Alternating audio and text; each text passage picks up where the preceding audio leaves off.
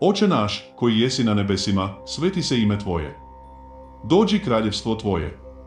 Budi volja Tvoja kako na nebu tako i na zemlji. Kruh naš svagdanji daj nam danas i otpusti nam duge naše, kako i mi otpuštamo dužnicima našim, i ne uvedi nas u napast, nego izbavi nas od zla. Amen.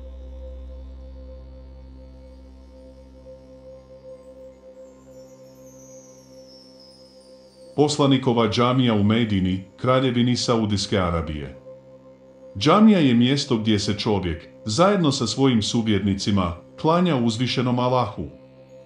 Džamija, mezđid, na arapskom znači mjesto ibadeta. Džamija se naziva i Allahovom kućom jer se u njoj klanjamo svome gospodaru. Džamija ulijeva mir u duše ljudi, mjesto je očišćenja od svjetske vreve i razmišljanja o vječnom. U džamiji se čita Kuran, ovdje se govori o poslaniku, sallallahu alejhi ve sellem.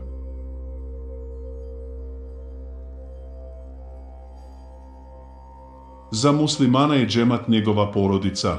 Džamija je mjesto okupljanja ove porodice, svi njeni članovi mogu doći bez poziva, kao da su kod kuće. U džamiji vjernici razmjenjuju znanja, životno iskustvo, rješavaju osobne i društvene probleme, pružaju jedni drugima pomoć i podršku.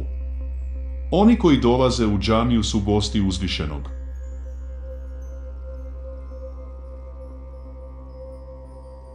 Za muslimana je džemat njegova porodica. Džamija je mjesto okupljanja ove porodice, svi njeni članovi mogu doći bez poziva, kao da su kod kuće. U džamiji vjernici razmjenjuju znanja, životno iskustvo, rješavaju osobne i društvene probleme, pružaju jedni drugima pomoć i podršku. Oni koji dolaze u džamiju su gosti uzvišenog. Poslanikova džamija je džamija koju je izvorno osnovao i sagradio Muhamed u gradu u regiji Hidžadija u Medizini. Bila je to treća izgrađena džamija u historiji Islama, a danas je jedna od najvećih džamija na svijetu. To je drugo najsvetije mjesto u Islamu, nakon velike džamije u Meki. Uvijek je otvorena, bez obzira na datum ili vrijeme. Poslanikova džamija je jedna od najvećih džamija na svijetu i drugo najsvetije mjesto u Islamu, nakon velike džamije u Meki. To je džamija koju je sagradio poslanik Muhamed u Medini nakon njegove seobe prvi hidžretske godine, što odgovara 622. pored njegove kuće, nakon izgradnje džamije Kuba. To je ujedno i počivalište proroka Muhameda sallallahu alejhi ve sellem, zbog čega hodočasnici iz cijelog svijeta hrle ovdje kako bi dobili uvid u grobnicu. Osim toga, grobnica je posljednje počivalište poslanikovog najbližeg prijatelja i pratioca, Ebu Bakara.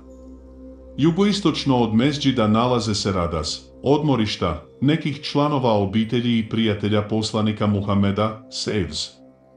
Ovaj dio se zove Dženet Aelbea i najstarije je i prvo islamsko groblje u Medini. Ael Masjid an-Nabawi je džamija poslanika Muhameda bin Abdullaha, koji je nosio i prenosio poruku Islama, i druga je najsvetija bogomolja za muslimane nakon velike džamije u Meki. Nalazi se u Ael, Madina Ael, Munarah u zapadnom dijelu kraljevine Saudijske Arabije. Ael, Mesdžid Ael-Nabawi je jedna od tri najpopularnije džamije u islamskoj vjeri. Džamija je doživjela nekoliko proširenja kroz povijest, prolazeći kroz eru ispravno vođenih halifa, Omajadsku državu, Abasida i Osmanskog carstva, te konačno tijekom ere Saudijske države, gdje se najveća ekspanzija dogodila 1994. godine. Poslanikova džamija se smatra prvim mjestom na arapskom poluotoku koje je osvijetljeno električnim lampama 1327, hidžretske 1909. godine. Nakon proširenja koje je izvršio Omar bin Abdul Aziz 91. godine po hidžri, u nju je ušla Ajšina soba, danas poznata kao odaja svetog poslanika, koja se nalazi u jugoistočnom uglu džamije. Poslanik Muhamed, a tu su ukopani Bakri i Omar bin al-Khattab, na njemu je sagrađena zelena kupola, Jedna je od najistaknutijih znamenitosti poslanikove džamije. Džamija je imala veliku ulogu u političkom i društvenom životu, služeći kao društveno središte, sud i vjerska škola. Džamija se nalazi u centru Medine, okružena je brojnim hotelima i starim tržnicama u blizini. Posjećuju ga mnogi ljudi koji obave hadž ili umru, te posjećuju mezar poslanika Muhameda kako bi ga pozdravili, zbog hadisa, ko posjeti moj mezar, potrebno mu je moje zagovorništvo. To je džamija koja se spominje u ajetu. Džamija se temelji na bogobojaznosti od prvog dana koji je ispravniji da se dogodi u kojoj ima ljudi u kojima bi htjeli da se očiste, pa će se očistiti. To je jedna od 3 džamije u kojima nije dozvoljeno putovati u džamiju osim u nju.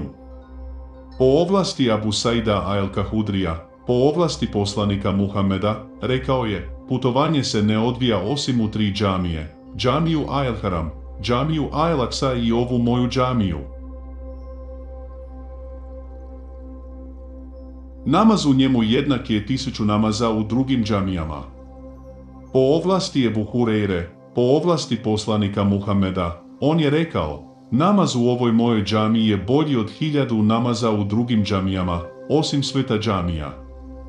U njemu se nalazi dio pod nazivom Blagoslovljeni dječji vrtić, u kojem poslanik Muhamed kaže, između moje kuće i moje propovjedaonice je bašća iz dženetskih vrtova, a propovjedaonica moja je na mom bazenu. Ako musliman prouči neko znanje u poslanikovoj džamiji u Medini ili ga prenese drugima, onda će za to biti od Allaha višestruko nagrađen.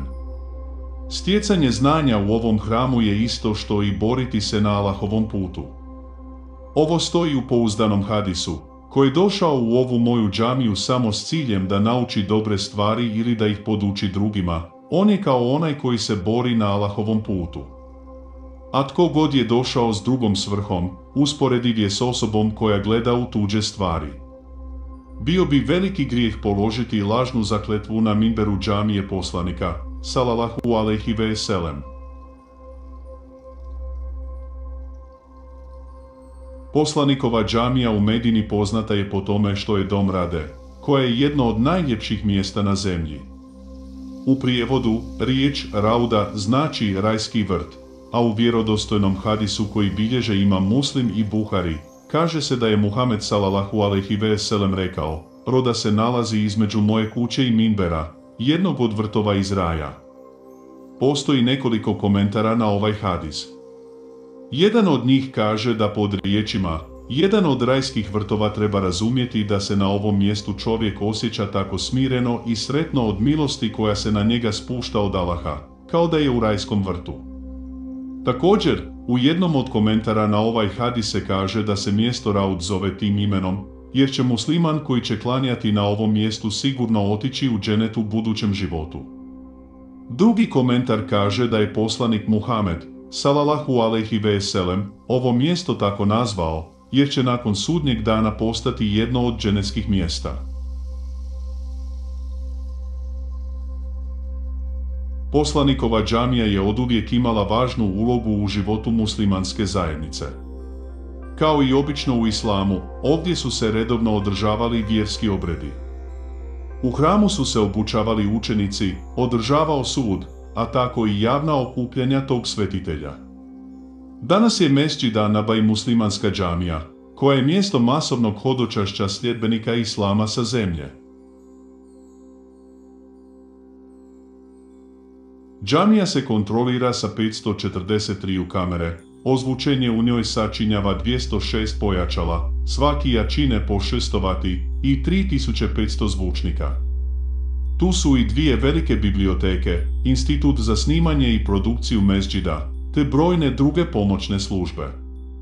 Također, Mesdžid ima i veliki parking koji se nalazi ispod zemlje i to na 2 nivoa, a na koji se mogu parkirati 4444 auta. Muslimani vjeruju da se ovdje namaz klanja za 1000 namaza, koji se klanjaju na drugim mjestima. U jednom satu u sredini poslanikove džamije može se posjetiti i do 600.000 vjernika, a svakog sata broj ljudi može dostići i do 1.000.000 ljudi. Podsjetnik da samo muslimani mogu posjetiti džamiju. Branko Životin, astrolog, prognozer, hiromant, numerolog sa 40 godina radnog iskustva. Možete naručiti neku od astroloških analiza koje vršim. Izrada horoskopa sa prognozima, cijena je 200 eura.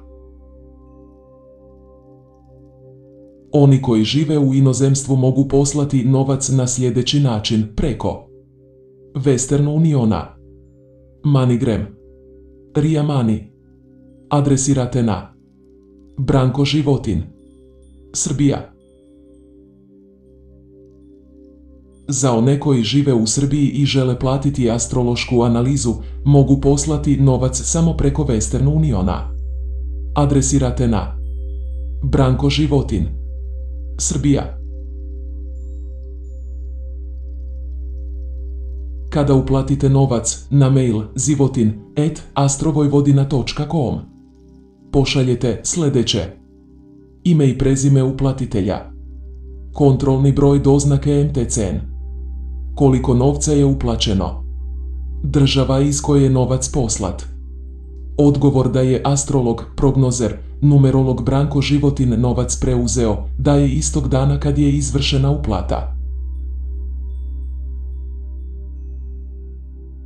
Astrološku analizu, prognozu koju ste naručili od astrologa, prognostičara, numerologa, tumača dlana, Branka Životina, dobit ćete u roku 7 dana od vaše uplate, na vaš e-mail sa kog ste poslali kontrolni broj uplate. Astrološku analizu, prognozu dobit ćete u pisanom PDF formatu. Šta li me čeka sutra? Saznajte šta vas sutra očekuje. Izađite u susret sudbini. Astrohiromant Branko Životin.